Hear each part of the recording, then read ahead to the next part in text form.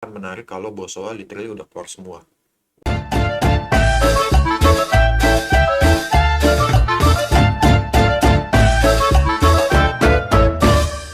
Halo guys, kembali lagi sama gue Evan Fung. Seperti biasa, gue baru review saham minggu kemarin, apa aja yang naik, apa aja yang turun, dan di akhir video nanti, kayak biasa gue bakal kasih analisa saham menurut gue yang bagus bisa kalian investasikan. Tapi sebelum kita ke sana, kita lihat dulu IHSG minggu kemarin naik apa turun, oke? Oke, minggu kemarin naik sebanyak 38 poin teman-teman. Kalau dipersenin kurang lebih 0,63%. Jadi ya kalau gue lihat IHSG belum kemana-mana nih, masih di sini-sini terus aja harganya. Semoga minggu depan dan selanjutnya ya seenggaknya sampai akhir bulan ini deh, at least dia bisa bullish benar-benar ke atas. Kalau dia benar-benar bullish ke atas, berarti lini 1 LQ45 itu udah pasti hijau rata-rata, dan pasti pertama yang dinaikin yaitu adalah perbankan. Oke, nah nanti kita lihat nih dari segini banyak IHSG ini, karena 1 bulan 2 bulan ini gue lihat masih harganya stuck di sini-sini aja. Gue kali ini mau coba kita lihat dari screeningnya dari benar-benar dari atas gitu. Ini tuh apa teman-teman? Ini tuh adalah sektor-sektor saham yang ada di IHSG. Kalian bisa lihat ada di sini. Ada perbankan, ada properti, infrastruktur, basic, energi, health, transport industrial, silikal, teknologi, dan non-silikal. Kali ini gue mau screeningnya bener-bener dari atas, jadi kita lihat per sektornya dulu. Karena kalau kita udah tahu sektornya, kita tinggal masuk ke sahamnya. Akan memudahkan, cara ini memudahkan gue untuk milih saham. Salah satu caranya gue juga gitu loh. Nah, kalau minggu kemarin itu paling besar ini, kalau kita bisa lihat di sini tuh ada transport yang naiknya 8,3%. Ini tuh isinya apa? Isinya tuh ada ASA. Naik itu tadi gue cek tuh sekitar 20%-an. Terus ada yang ARA, PPGL. Itu juga menarik itu PPGL ya.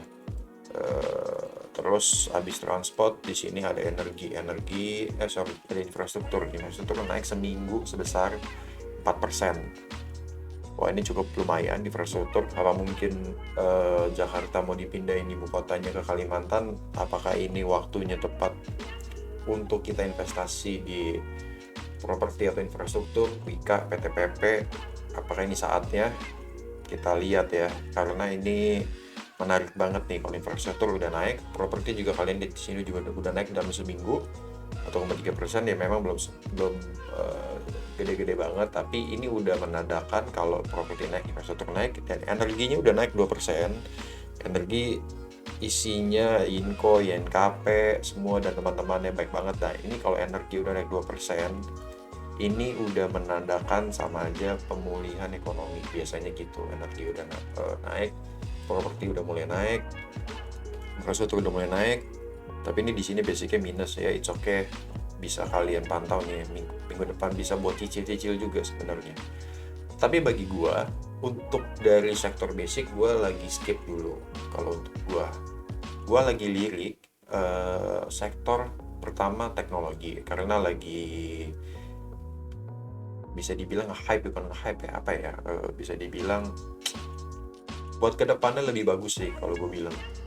Karena ini bener-bener baru banget, udah beberapa pekan ini tuh teknologi menarik banget buat diinvestasikan ya. Ada teknologi menurut gue yang bagus, dan kedua itu kesehatan. Kenapa kesehatan? Karena health ini gak akan ada habisnya ya menurut gue. Kedepannya kan orang lebih aware untuk health sekarang. Energi boleh lihat lah, komoditi ya boleh lihat sedikit gitu, boleh sambil dilirik sama properti sih kalau gue bilang. Perbankan paling lini 2, lini 3 nya ya lebih menarik ya dibanding LQ45 nya kalau gue bilang. Nah, setelah kita lihat dari sini, baru kita bisa milih kira-kira saham apa sih yang mau kalian pilih gitu. Oke, teman-teman, gue mulai dulu dari top losers minggu kemarin. Nomor 1 ditempatin sama saham namanya Oils. Minggu kemarin turun sebanyak kurang lebih hampir di 30%. Dia ini di sektor apa? Di sektor CPO, minyak kelapa sawit. Berarti kalau di sektor CPO gue sementara skip dulu, karena ada yang lebih menarik dari CPO kalau gue. Mungkin kalau di harganya karena dia baru IPO, harganya di bawah IPO akan lebih menarik ya menurut gua. Nah, nomor 2 ditempatin sama saham namanya KBAG. KBAG ini tuh adalah saham di sektor properti. Saham yang baru bangun tidur. Baru bangun tidur nih. Udah gitu, sentimennya adalah dia beli lahan di dekat ibu kota baru kita, yaitu di Kalimantan. Dia beli itu di dekat, kalau nggak salah dia beli di Balikpapan. Nah, saham ini boleh di watchlistin lah menurut gua sementara ya, karena kan kita pindah ibu kota baru kita kan nggak sekarang, masih 2023 kan. Kalau gue pribadi watchlistin dulu aja, kita lihat aja perkembangannya gimana. Jadi kalau walaupun dia dalam 1 minggu kemarin turun 19%, tapi sebenarnya dia kan baru bangun tidur dari 50, jadi ya sebenarnya dia udah naik hampir 10%, dari 50 ke 55. Oke, saham nomor 3 ada Dian. Dian ini minggu kemarin turun 11%, 11,5% kurang lebih. Nah, jujur gue nggak tahu ini saham Dian, cuman yang ini doang yang gue nggak pernah dengar saham Dian. Ini saham apa gue nggak tahu. Dia ini tuh gue tadi searching, dia di bagian sektor entertainment, event-event begitu. Jadi kalau gue rasa kurang begitu menarik untuk gue pribadi. Masuk ke top gainers buat minggu kemarin, nomor 1 ditempatin sama saham yang namanya Arka. Dan gue juga baru pertama kali denger ini saham namanya Arka. Ini saham gocapan yang udah lama tidur, sekarang baru bangun. Minggu kemarin dia udah naik sebanyak 21. Nah ini gue cek dia itu di sektor dump truck, alat-alat berat, lebih arah ke sana. Nah, kalau gue untuk ke sana ya karena dia baru bangun tidur juga, gue sih skip dulu kalau gue, karena ini gue lihat kurang begitu menarik ya untuk gue pribadi gitu. Kedepannya kurang menarik lah kalau gue pribadi. Nomor 2 ditempatin sama saham namanya WH. WH ini tuh ada di sektor transportasi. Ini menarik, WH ini menarik karena sektornya sendiri menurut gue cukup bagus ya, transportasi. Dan minggu kemarin juga naik sebesar tadi kan 8%-an gitu. Tapi dia minggu kemarin ini udah naik sebanyak 33%. Kalau gue pribadi, gue udah WL-in saham ini. Gue lagi WL-in dulu. Kapan gue masuknya? Kemungkinan nanti saat merah, mungkin di bawah 200 baru mungkin gue menarik. Kalau gue nggak dapet di bawah 200 ya udah ketinggalan, that's it, selesai, cari yang lain, beres. Nomor 3 nama sahamnya Kota ini dia sahamnya di sektor properti. Tapi walaupun dia seminggu naik 30%, kemarin hari Jumat dia kena ARB juga. Nah, gue pribadi untuk saham Kota ini gue nggak gitu menarik, gue nggak lirik sama sekali. Teman-teman, ini sesi yang kalian tunggu-tunggu, yaitu rekomendasi saham dan menurut gue buat kedepannya akan menarik. Sebelumnya disclaimer on, ini gue nggak ada nyuruh kalian untuk beli saham ini atau jual saham ini. Ini hanya analisa gue pribadi dan silakan kalian memutuskan sendiri untuk beli atau jual saham ini. Nah, ini ada saham namanya CSA di sektor teknologi, tech. Gue lagi suka banget saham di sektor tech. Kenapa? Karena menurutku kedepannya akan selalu dipakai dan menjanjikan. Pertama, kenapa gue menarik? Sekarang kita lihat dulu grafiknya nih ya. Gue pakai timer di sini mingguan, weekly di sini. Dia minggu kemarin ini udah turun sebanyak 8%, 8,5%. Dia udah turun itu, kalau kita lihat ini dia lagi ngalamin fase bearish, penurunan. Nah, dia ini udah turun dari September 2020. Di sini dia selama seminggu ini dia naik 2%. Nah, setelah itu dia turun terus. Nah, di sini sempat mau comeback, ternyata enggak, dia turun lagi.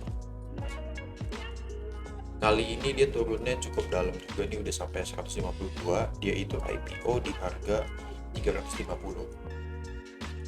Nah, ini menarik banget. Tapi kalau gue pakai time frame weekly, di sini dia merah. Tapi kalau gue ganti ke daily, dia hijau. Jadi selama Jumat kemarin dia hijau, naik 4%. Kenapa? Sentimen apa yang bikin gue suka sama ini saham? Selain di sektor teknologi, satu, kedua dia mengalami pendapatan bersih yang kalian bisa lihat di sini. Oke, dia mengalami pendapatan bersih walaupun lagi pandemi, dan dia di sektor teknologi yang bagus banget ke depannya. Oke, tanpa lama-lama gue langsung kasih lihat perhitungan secara PBV. Secara gampangnya, menurut gua di sini, nah kali kita bisa lihat nih, kalau kalian lihat di sini, ini yang garis warna orange 5,7 itu, ini adalah min PBV standarnya cash, saham cash. Selama gua ambil time frame di sini 3 tahun. Oke. Kita 5,7 gua masukin ke sini di kolom min PBV. Current PBV-nya dapat angkanya dari mana? Oke, kita dapat angkanya dari sini. Kalian buka Stockbit, ketik saham di sini cash. Oke, udah ketik cash, kalian ke statistik,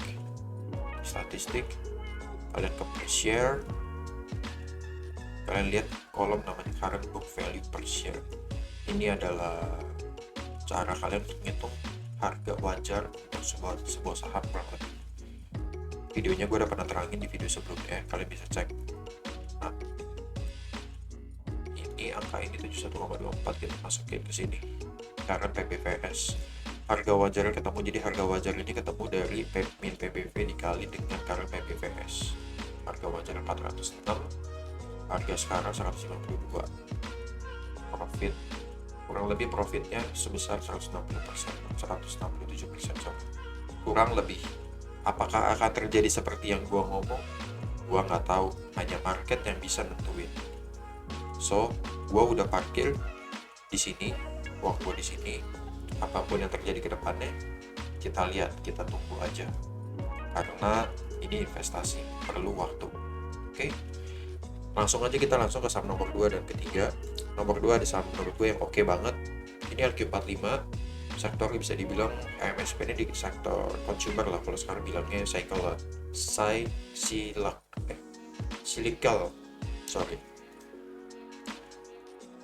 HMSP ini menurut gua PBV-nya udah benar-benar turun banget ya. Sekarang kalian bisa lihat wajarnya di 8,19. Sekarang nanti minggu ini dia udah benar-benar turun banget. Ini gua ambil secara akumulatif kurang lebih 3 tahun.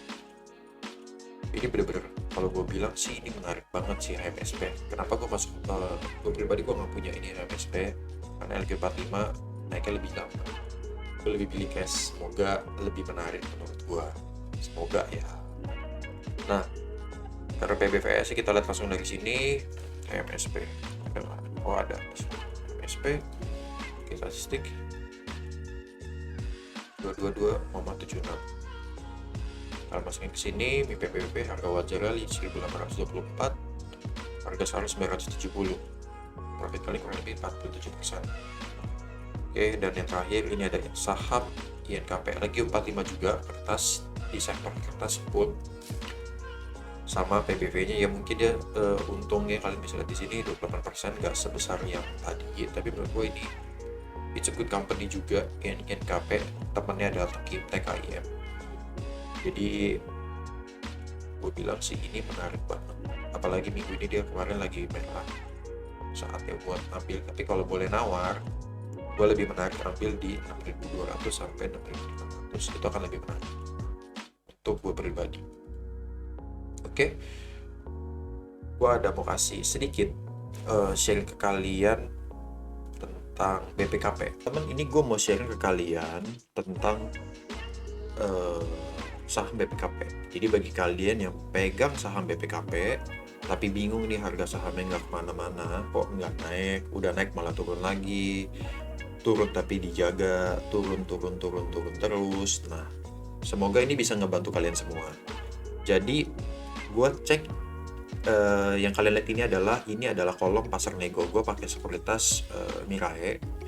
Ini adalah kolom pasar nego. Di sini Bosowa dengan kode SA, kalian bisa lihat itu udah jual sebanyak 11 juta lot. Kalau kalian, ini gue datanya cuma dari 1 Agustus sampai 16 September ya. Jadi selama 1,5 bulan ini dia udah keluar 11 juta lot. Nah, kalau kita lihat dari data RTI ini tuh kasih tahu kalau Bosowa itu punya 2 miliar lembar saham. Itu kan kalau lembar saham, berarti kalau di lotin kurang lebih 20 juta lot. Ini dia efektif bulan Agustus. Nah, kalau menurut gua si Bosowa dia tadi di data itu udah jual sebanyak kita lihat lagi ya, sebanyak 11 juta lot. Ini saham ini akan menarik kalau gue bilang mungkin bulan depan ya, 1-2 bulan inilah lebih akan menarik BPKP, karena BPKP akan menarik kalau Bosowa literally udah keluar semua, menurut gue pribadi. Oke, gue cuma mau sharing itu aja. Sampai sini aja video gue kali ini, semoga bisa ngebantu kalian semua. Jangan lupa like, share, dan subscribe video ini. Oke, dan yang terakhir pesan gue adalah selalu hargain uang receh. See you guys, ciao.